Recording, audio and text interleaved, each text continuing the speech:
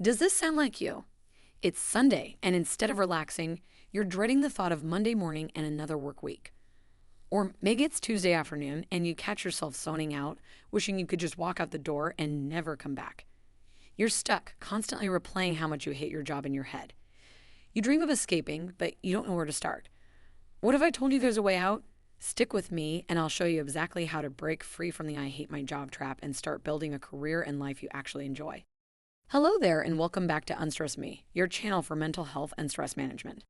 For those who are new to the channel, my name is Annie. I'm a psychologist and once upon a time, a corporate professional navigating the high-pressure world of business with tight deadlines and the constant demand to perform. After wrestling with my own mental health challenges for several years, I decided to specialize in stress management and resilience. Now, I'm on a mission to help others navigate their tough times, just as I learned to navigate mine. Today, we're diving into something that so many people experience but rarely talk about openly, the dreaded I hate my job trap. If you're watching this, chances are you felt stuck, frustrated, or even hopeless about your work. In this video, I'll share a concrete, step-by-step plan to help you escape this trap and take control of your career and mental health. These steps are simple, actionable, and even backed by science. So stick around, you won't want to miss this. First, let's talk about why staying in the I hate my job mindset is more than just frustrating. It's actually harmful. Research shows that job dissatisfaction can lead to increased stress, anxiety, depression, and even physical health issues like high blood pressure. This is especially true when the dissatisfaction creates a sense of helplessness or a loss of control. But here's the good news. You're not stuck. You have more power to change your situation than you might think. Let's break it down into practical steps. First, reframe this as a project, something exciting and actionable. Call it your escape project or even turn it into a game.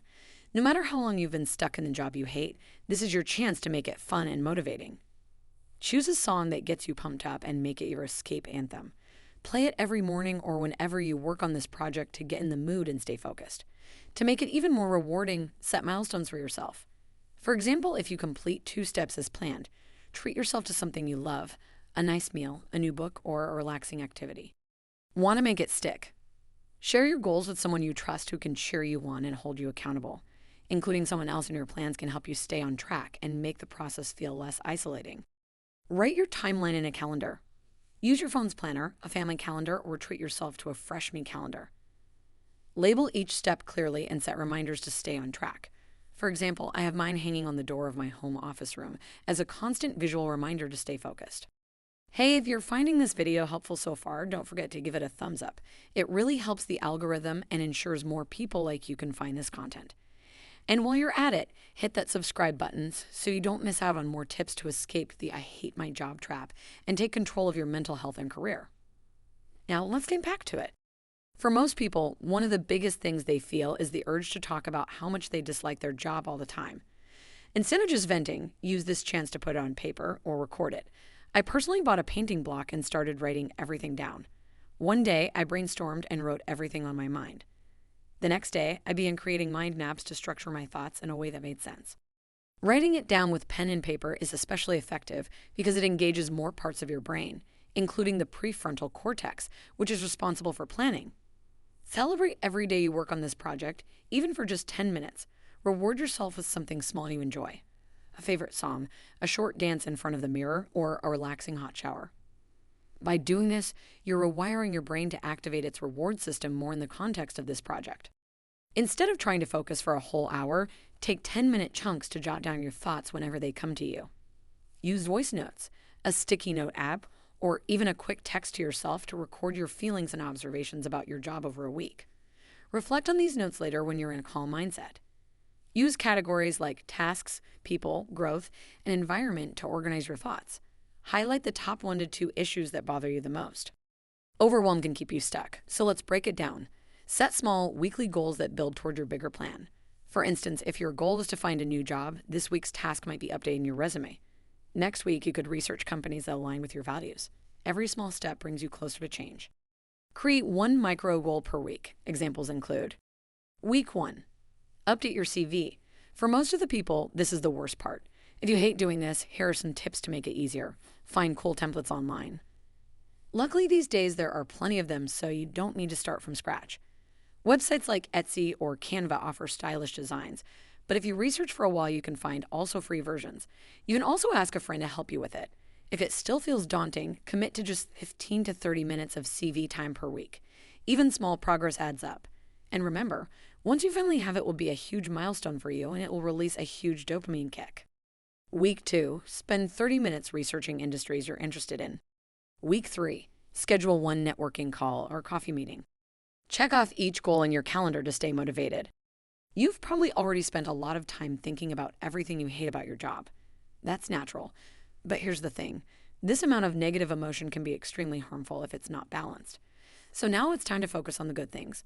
Think about what you've learned, what was good, even if it's not anymore, and what skills you were able to develop. And you know what? If you're struggling with this, ask ChatGPT or another tool to help you brainstorm. Practicing gratitude isn't about ignoring the bad parts. It's about giving your brain a chance to see the full picture. Keep a daily gratitude journal. Write down 1 to 2 things about your job that you're grateful for, like a supportive colleague or a skill you've mastered. Reflect on what these positive experiences or aspects have taught you and how they might help in your future roles. Think of this time as an investment in your future self. What skills can you develop that will open doors to better opportunities? Maybe it's taking an online course, earning a certification, or practicing public speaking. And don't forget about networking. Most opportunities come from connections. Spend 30 minutes each week learning a new skill related to your ideal job. If 30 minutes at once sounds a lot, then begin with just Googling for it when you are on the toilet in the morning. I know you do that. Join one professional group or attend one networking event in the next month.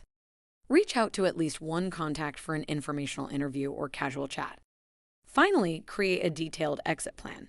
Even if this feels life-changing and incredibly important, don't try to create the perfect strategy before you start. If you can stuck for a while, just start one step at a time. Accept that it will take time and that the labor market isn't waiting for you. You'll probably receive a lot of rejection letters, and that's okay. Remember, you don't need 50 jobs. You only need one. It can be helpful to set a big application goal, 50 or even 100 applications to keep yourself motivated and resilient. For perspective, I personally sent over 180 applications before finding the best fit for me. Don't compare yourself to the rare few who sent one application and got the job. They're exceptions, not the rule. Calculate how much savings you'll need to feel secure during a transition. Set a realistic timeline for starting to apply for jobs and mark it on your calendar. Break down your strategy into manageable steps. For example, commit to sending 1 to 2 applications per week. This is realistic. Don't try to stick for 5 to 10 applications. This will drain all your energy. If at one week you find 5 cool jobs you want to apply for, do it. But allow yourself to start small. Keep track of your progress in a notebook or app to stay motivated. Even if just ticking a box, painting a smiley, or writing an X helps for a dopamine release. Your brain loves to tick boxes of a to-do list and will award you with a dopamine kick. Celebrate small wins like sending your first batch of applications or scheduling an interview with a reward you enjoy. Here's the bottom line. Hating your job doesn't have to be your reality forever. By treating this as a project, setting clear steps, and taking consistent action, you can create a path to a better, more fulfilling future. It's not always easy, but every small step you take is a victory. If you found this video helpful, give it a thumbs up and share it with someone who might need to hear this. And don't forget to subscribe for more tips on mental health, career growth, and creating a life you love. See you in the next